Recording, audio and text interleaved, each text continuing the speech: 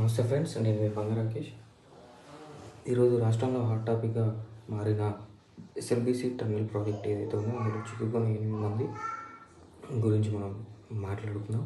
యాక్చువల్గా ఈ ప్రాజెక్ట్ వచ్చేసి 22 తారీఖు ఫిబ్రవరి 8:30 ప్రాంతంలో సుమారు 50 మంది కార్మికులు ప్రాజెక్ట్ ఎప్పుడైతే స్టార్ట్ అయిందో ఆ రోజు అంటే ప్రాజెక్ట్ స్టార్ట్ అయ్యి 10 రోజులు అవుతుంది. అప్పటికి 10 రోజుల నుండి షిఫ్ట్ల వారీగా 50 మంది లోపలికి వెళ్ళడం జరిగింది. అందులో 42 మంది ప్రమాద స్థలాన్ని గుర్తించి వెనక్కి రావడం జరిగింది. ఏదైతే ప్రమాదవశాత్తు 8 మంది మాత్రం ఈ టీబీఎం మిషన్కి ముందు వైపు భాగంలో ఉండడం ద్వారా ఆ ముందు వైపుకి వెళ్ళి వాళ్ళు ఆ ప్రమాద స్థలంలో చిక్కుకోవడం జరిగింది. ఇప్పటికీ 0 పాయింట్ వరకు మన ఎన్డీఆర్ఎఫ్ బృందాలు కానీ, రెస్క్యూ బృందాలు కానీ, ర్యాట్ బృందాలు కానీ, దాంతోపాటు మన సింగరేణి సంస్థ నుండి వెళ్ళిన బృందాలు కానీ వాళ్ళ దగ్గరికి 0 పాయింట్ ఏదైతే ప్రమాద స్థలం జరిగిందో దాన్ని 0 పాయింట్గా మనం పరిగణిస్తాం కాబట్టి ఆ 0 పాయింట్ దగ్గర కూడా వెళ్ళడం జరిగింది. అసలు 2019లో వాటర్ లీకేజ్తో ఆపేసిన ప్రాజెక్టును ఇప్పుడు అంటే కరెక్ట్గా 8 రోజుల కిందట ఈ కొత్త ప్రభుత్వం కొలువు దిగిన తర్వాత మొదలు పెట్టడం జరిగింది.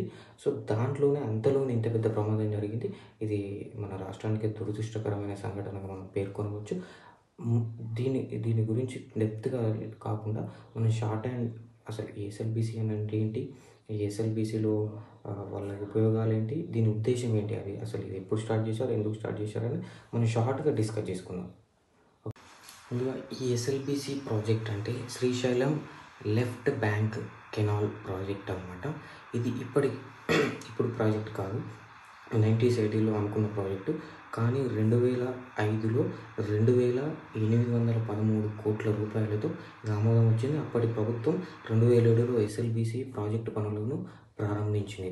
ఇది 3 సంవత్సరాల్లో జరగాల్సిన ప్రాజెక్టుగా 2010లోపు కంప్లీట్ చేయాలని ఒక టార్గెట్ పెట్టుకొని పనిచేశారనమాట.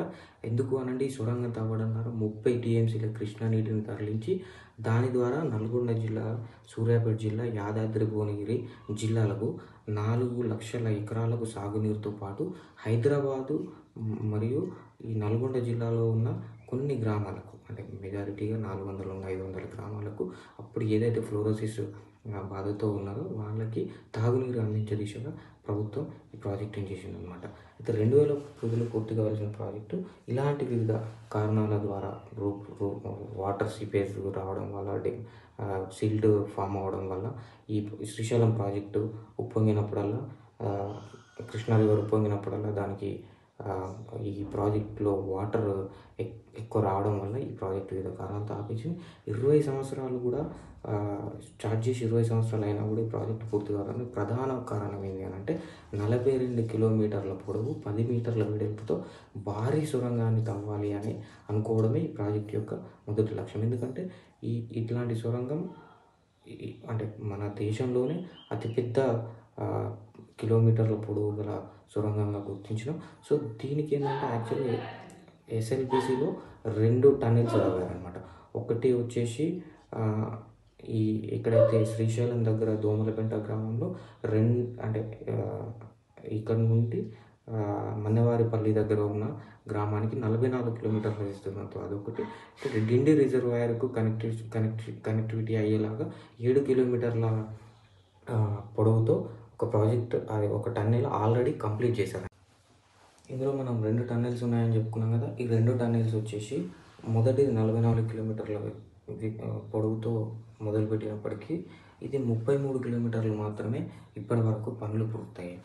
ఇంకా రెండవ టన్నెల్ వచ్చేసి ఇది మాత్రం 7 కిలోమీటర్లు పొడవుతో నిర్మాణం ఉంది, అది ఆల్రెడీ కట్టేశారు. సో ఈ ఎస్ఎల్బీసీ టన్నెల్ నుండి మనం మొత్తం ప్రాజెక్టు కనుక పూర్తయితే, టన్నెల్ తవ్వడం కనుక పూర్తయినట్టయితే ఎస్ఎల్బీసీ టన్నెల్ నుండి డిండి రిజర్వాయర్లోకి ఏదైతే కృష్ణా నది వాటర్ని డిండి రిజర్వాయర్లోకి పంపి ఆ డిండి రిజర్వాయర్ నుండి సెకండ్ కెనాల్, మనం ఏదైతే రెండో కెనాల్ నిర్మించారో 7 కిలోమీటర్లతో అన్నామో దాని ద్వారా కెనాల్ ద్వారా పెళ్లిపాక రిజర్వాయర్కు పంపించి ఆ పెళ్లిపాక రిజర్వాయర్ని లింకుడ్ కెనాల్స్ ద్వారా మనం ముందుగా మాట్లాడుకున్న జిల్లాలు ఏదైతుందో అందులోకి పంపాలనేది ఈ ప్రాజెక్ట్ యొక్క ముఖ్య ఉద్దేశం.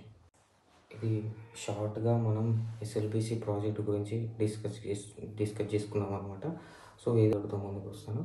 Thank you.